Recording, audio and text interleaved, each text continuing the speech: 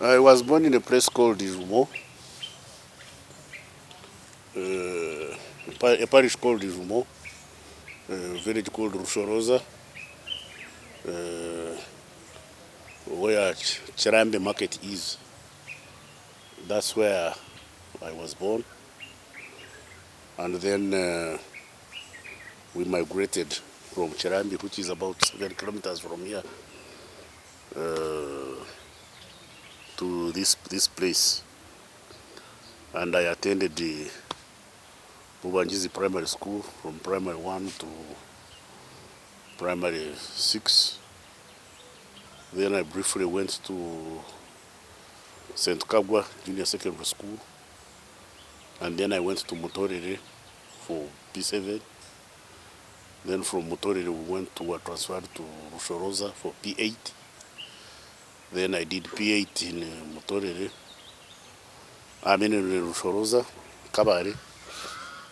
Then I went to Kitabi Seminary for 1 year. And I disagreed with the people who were teaching me over quite a number of issues. So I was advised to leave the school. No, because there are quite a lot of things I didn't agree with, especially subjects about morality and philosophy. I realized that it came to me, it struck me that what we were being taught was not exactly, apart from the sciences, but the humanities, I didn't quite agree with. For instance, we were being taught European history. And I found it very interesting that I should be taught about what happened in Europe and not what happened in Africa. There are quite a lot of things I will write about later on that I didn't agree with.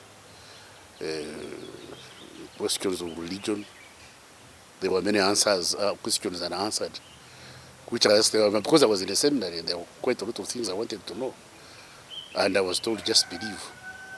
And I found it a bit disturbing that you should tell me something that doesn't make logic and you say I should believe, instead of giving an explanation. So I thought educating myself and doing other things was a much better option for life than sitting in a classroom and being told things you don't agree with. So sit down and read books.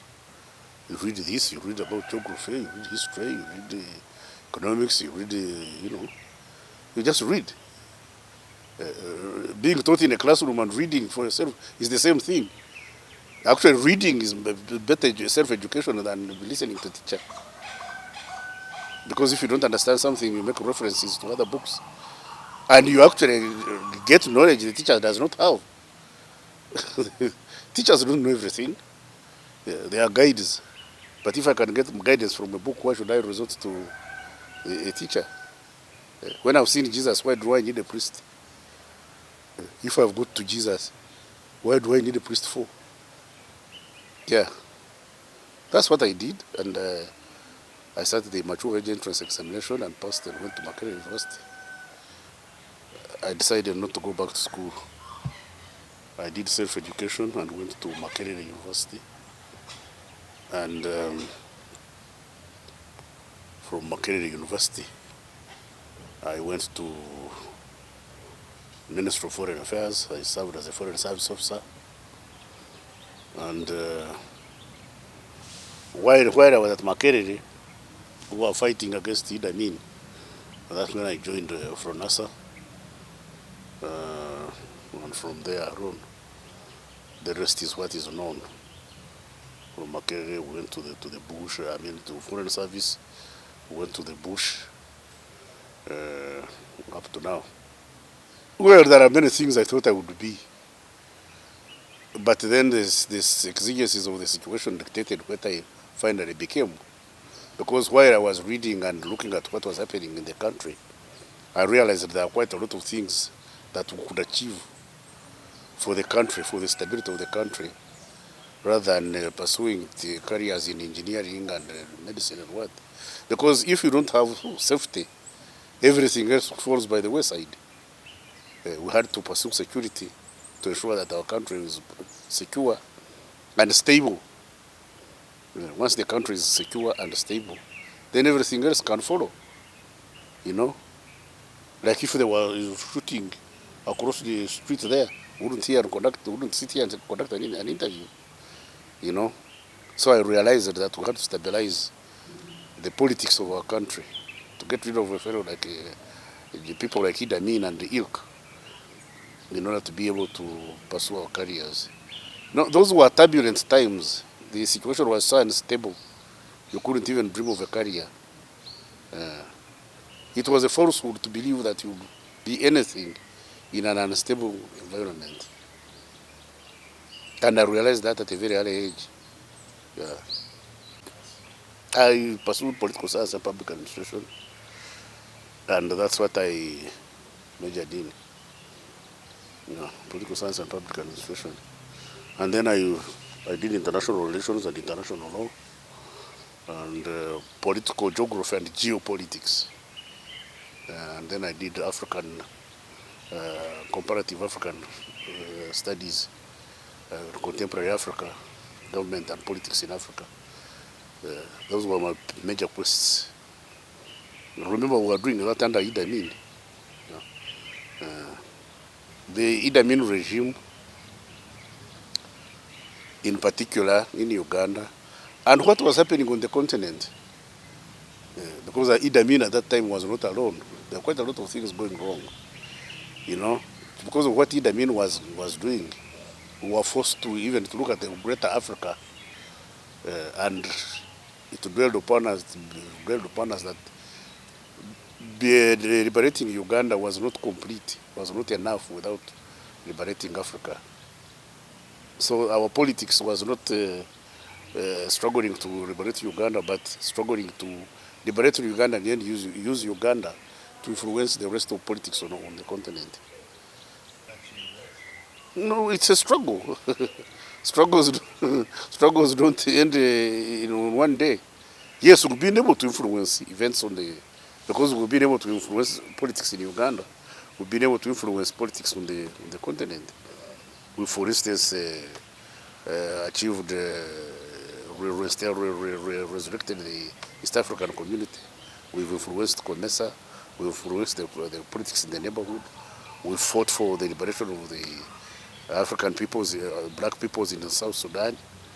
We've, by example, shown other liberation movements and other struggling peoples in the world, or on the continent and in the world, how they can liberate themselves.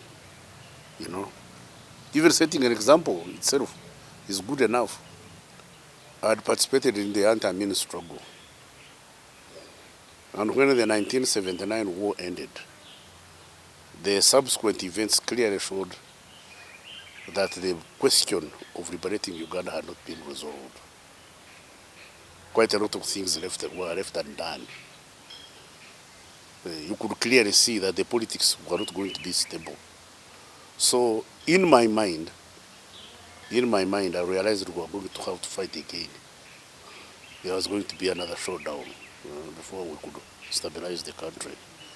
That's why President Museveni chooses me of asking him to take off guns and keep them instead of giving them surrendering them to the government. He always says I asked him to hide guns, so because we didn't trust the people we were going to work with. But I could clearly see, that we were going to have another showdown, and we needed weapons. Then he had to reason to me, and we surrendered all the weapons. So that's why I always ask him, remind him that I told him we should conceal weapons, and he refused. And it took us 5 years to get on top of things in Uganda once again. But I could clearly see the question of liberation of Uganda was not resolved in 1979, and we were going to have another showdown. The situation was such that, first of all, the elections were fraudulent. The fraud in the elections was so glaring that it was difficult to push it under the carpet. Secondly, the contradictions, the inter-party contradictions, the contradictions between DP and UPC were irreconcilable. Then the contradictions within the UPC itself, the contradictions within the UPC itself were such that there was an undeclared civil war within the UPC. So the whole thing, the whole political fabric was going to fall asunder, and nobody could. We didn't have the threads that could keep the country together. We had to struggle to ensure that we get rid of that, and get the country out of the doldrums, the political impasse that was obtaining then, in order for us to be able to move.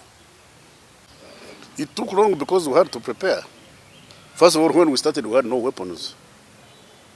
Secondly, the population did not understand what we were struggling for. Thirdly, we had to do organization to be able to take over the state. Not only take over the state, but to run it.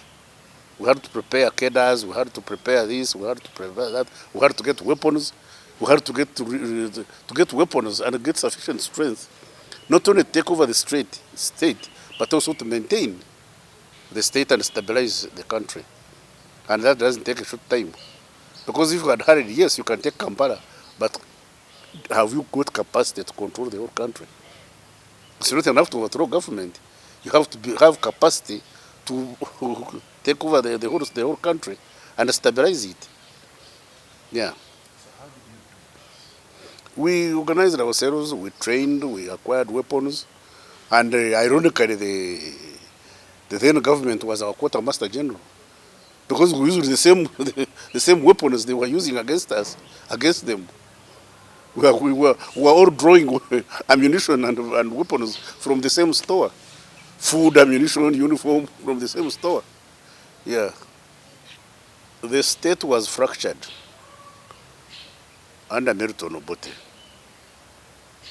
It is a fallacy to say there was a government Obote too. Frankly speaking, the late Milton Obote was not in charge of government. There were many power centers. Mwanga was a power center. My friend Chris Kwakasisi was a power center.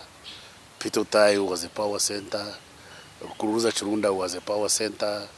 Oito Jok was a power center, and others.